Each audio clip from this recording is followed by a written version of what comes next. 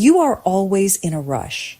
You eat without tasting, without feeling, without being present.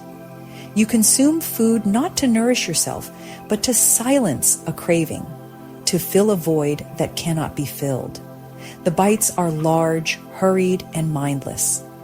Before you even swallow, your hand is reaching for the next piece, as if in some desperate race to an invisible finish line. And yet when the meal is over, you do not feel satisfied.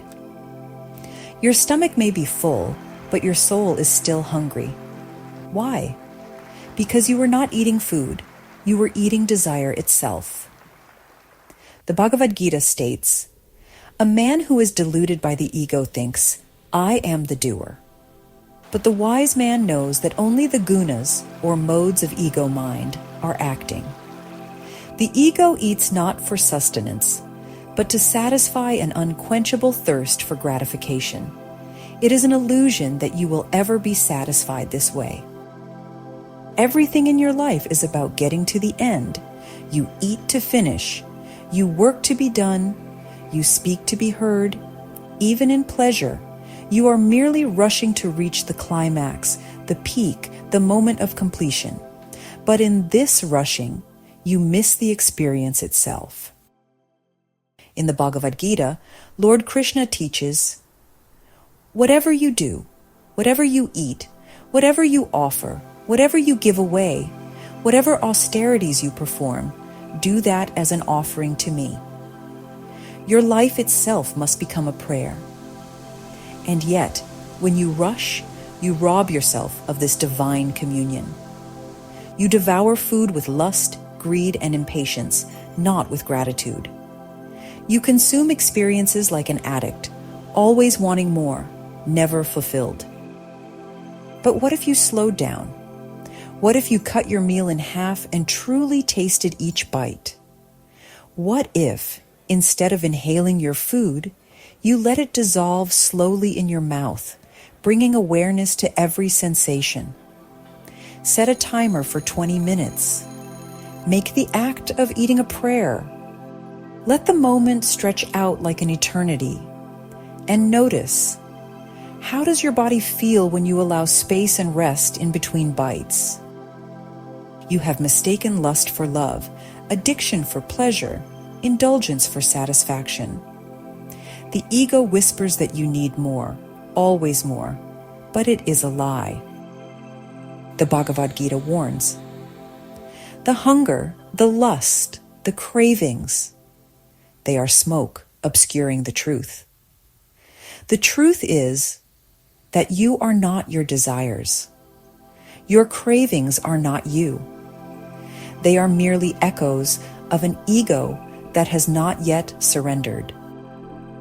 The ego wants instant gratification.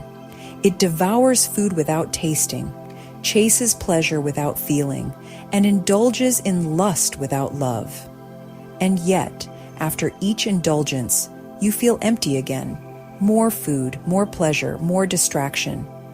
And yet the hunger remains. To break free, you must stop feeding the ghost. You must starve the ego by slowing down and becoming mindful. It is not food you crave. It is not pleasure. It is God. The peace you seek is already within you, but the ego drowns it out with noise, with hunger, with endless desires. When you create space, when you slow down, you allow the spirit to enter. The Bhagavad Gita says, the world tells you to go faster, to push harder, to achieve more. But wisdom tells you to slow down, to become still, to create space between each bite, each breath, each thought. This space is where God resides. It is in the pauses, in the stillness, in the awareness of the present moment. When you eat, let each bite be a meditation. When you experience pleasure, let it be without greed, without lust, without urgency. Let it be an offering to the divine. You are not your cravings. You are not your desires. The ego clings to these things because it is empty. It does not know God. and so it searches for fulfillment in the world. But the world can never satisfy what only Spirit can heal. Watch your cravings arise. Do not suppress them, but do not indulge them either. Simply observe. Sit with the hunger. Let it burn. Let it scream. Let it demand. And then watch as it fades away. He who is able to resist the impulse of desire and anger even before quitting his body is a yogi and a happy man. The cravings were never you. The addiction was never you. The ego was never you. The real you is underneath. There is peace in this realization. There is freedom. You do not need more food, more pleasure, more anything. You only need to awaken to what has always been there. Slow down. Cut your portion in half. Chew slowly. Feel each sensation. Give your meals to God. Let every bite be a prayer. When you eat in this way, you are not feeding the ego. You are nourishing the soul. Do this with everything. Walk slowly. Breathe deeply. Make love without lust. Work without greed. Speak without the need to be heard. Let go of the need to reach the end, and instead, find the divine in every moment. The Spirit does not live in the future, in the climax, in the goal. It lives here, now, in this bite, in this breath, in this moment. Let yourself rest in that truth. Let yourself be healed. You have rushed for so long, believing that fulfillment lies just beyond your reach, but it was never there. It was always here. The Bhagavad Gita reminds you, the world will always tell you to consume, to chase, to crave, but you have a choice. You can slow down. You can create space.